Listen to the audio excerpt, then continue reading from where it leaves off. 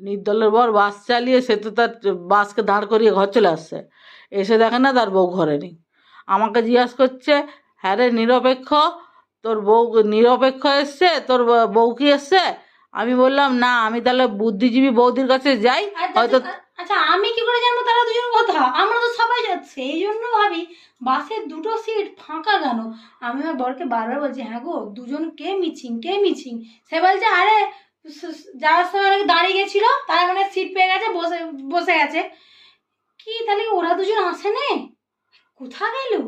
কলকাতায় গিয়ে হারিয়ে গেল না কি দাদা? দেখো, তোমার ভরসা বৌদি পাঠালাম না আমাকে কেউ কারো ভরসায় যায়নি, সবাই নিজের সম্মতিতে গেছে, আমি তো জোর করিনি। আমার বউ আর ওই সেই নির্দলের বউয়ের কিন্তু একটু ছুকছুকানি ব্যারাম ছিল, অত লোক দেখলেই সেখানে হচ্ছে যে হয়ে গেছে অন্য বাসে করে অন্য জায়গায় হয়তো মালদা ফালদা চলে গেছে।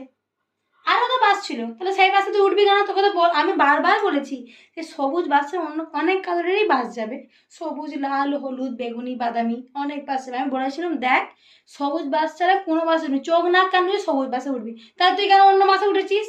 হায় হায় গো, কোথা পাবো তাদেরকে গো? কিচ্ছু